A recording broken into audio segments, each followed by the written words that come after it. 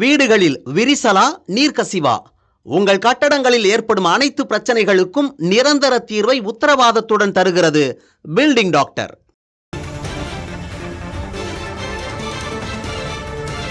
அமைச்சர் பொன்முடியின் சொத்து குவிப்பு வழக்கு தொடர்பான மற்றும் ஒரு அண்மை செய்தியை பார்க்கிறோம். அவரது சொத்துக்களை முடக்க வேண்டிய அவசியம் இல்லை என்று சென்னை உயர்நீதிமன்றம் கூறியிருக்கிறது. ஏற்கனவே இந்த வழக்கு தொடர்பாக நேற்று பொன்முடி மற்றும் அவரது மனைவிக்கு 3 ஆண்டுகள் சிறை தண்டனை விதிக்கப்பட்டிருந்தது. அதற்கு 30 நாட்கள் கால அவகாசமும் கொடுக்கப்பட்டிருந்தது. இந்நிலையில் அவரது சொத்துக்களை முடக்க வேண்டிய அவசியம் இல்லை என்று உயர்நீதிமன்றம் கூறியிருக்கிறது. சொத்துகள் முடக்கம் ரத்தை எதிர்த்த லஞ்ச ஒழிப்புத்துறையின் மேல்முறையீட்டு வழக்கில் இந்த உத்தரவானது பிறப்பிக்கப்பட்டிருக்கிறது. அண்மை செய்தியாக பார்க்கிறோம்.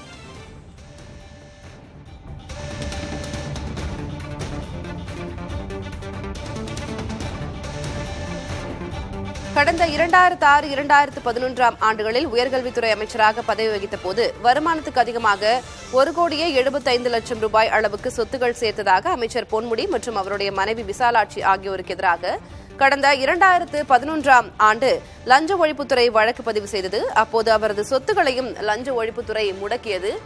இந்நிலையில் அது தொடர்பான 2 வழக்குகளில் நேற்று ஒரு வழக்கில் அவருக்கு 3 ஆண்டுகள் சிறை தண்டனை விதிக்கப்பட்டிருந்தது. அது தொடர்பான செய்தியை நாம் நேற்றிலிருந்து பார்த்து வருகிறோம். இந்நிலையில் அவரது சொத்துக்களை முடக்க வேண்டிய அவசியம் இல்லை என்று சென்னை உயர்நீதிமன்றம் கூறியிருக்கிறது. அவரது சொத்துகள் முடக்கப்பட்டதை ரத்து செய்த மேல்முறையீட்டு வழக்கில் சென்னை உயர்நீதிமன்றம் இந்த தீர்ப்பினை பிறப்பித்திருக்கிறது. அண்மை செய்தியாக பார்க்கிறோம். அவருக்கு 3 ஆண்டுகள் சிறை தண்டனை விதிக்கப்பட்டிருந்தது. நேற்று இருவருக்கும் தலா 50 லட்சம் ரூபாய் அபராதமும் விதிக்கப்பட்டிருந்தது. இந்நிலையில் அது தொடர்பான மற்றுமோர் வழக்கில் அவரது சொத்துக்கள் முடக்கத்தை ரத்து செய்து முன்பாக கீழமை நீதிமன்றம் உத்தரவிட்டிருந்தது. அதற்கான மேல்முறையீட்டு வழக்கில் தற்போது சென்னை உயர்நீதிமன்றம் பொன்முடியின் சொத்துக்களை முடக்க வேண்டிய அவசியம் இல்லை என்று கூறியிருக்கிறது. கூடுதல் விவரங்களை வழங்குவதற்காக செய்தியாளர் முகேஷ் இணைந்திருக்கிறார். விவரங்களை அவரிடம் கேட்டு பெறலாம். முகேஷ், எதன் அடிப்படையில் அவருடைய சொத்துக்கள் முடக்க வேண்டிய அவசியம் இல்லை அப்படின்னு சென்னை உயர்நீதிமன்றம் கூறியிருக்காங்க? முன்பாக இது தொடர்பான மேல்முறையீட்டு வழக்குல இந்த வழக்கினுடைய மேல்முறையீடு செய்திருந்தவர்கள் என்ன குறிப்பிட்டிருந்தார்கள் அந்த மனுவில்?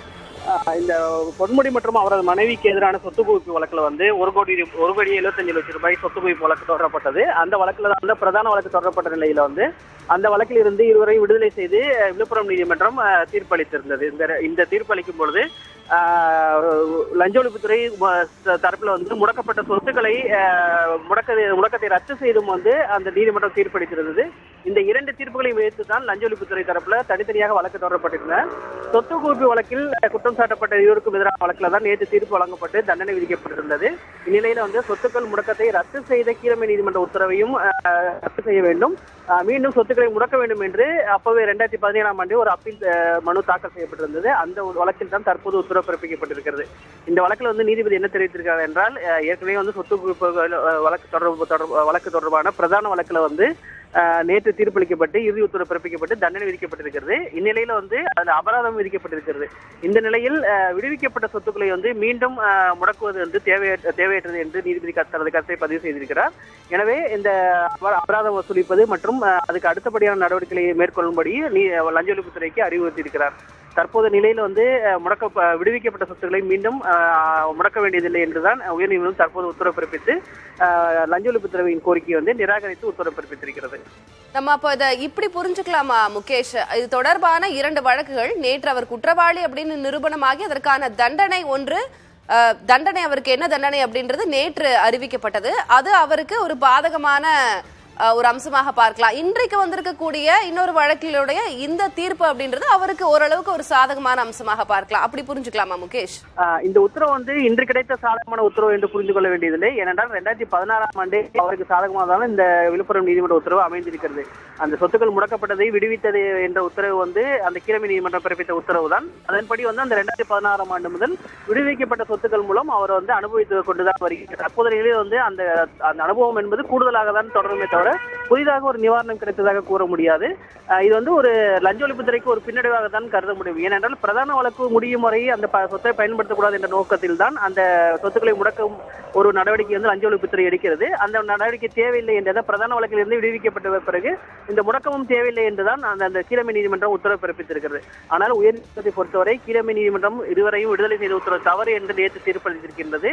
ஆனால் அந்த பிரதான வழக்கை முடிவுக்கு வந்துவிட்ட பிறகு இந்த சொத்துக்களை மீண்டும் முடக்க வேண்டும் என்றது ஒரு அவசியம் இல்லை என்பது நீதிமன்றம் கருதியதாக தான் தற்போது நாம் புரிந்து கொள்ள முடியும். இருந்தாலும் வந்து இந்த எதன் அடிப்படையில் தண்டனை விதிக்கப்பட்டாலும் சொத்துக்கள் ஏன் மீண்டும் முடக்க வேண்டாம் என்பது தனது உத்தரவில் வந்து நீதிபதி விரிவாக விளக்கம் அளித்திருப்பார். அவ்வாறு எந்த அடிப்படையில் வந்து இந்த மீண்டும் முடக்க வேண்டாம் என்ற ஒரு முடிவை எடுத்திருக்கிறார் என்பது விரிவான தகவல் கிடைத்தவுடன் மீண்டும் வந்து உங்களிடம் தொடர்பு கொள்ள முடியும். உங்களுடைய தற்போதைய விவரங்களுக்கு நன்றி முகேஷ்.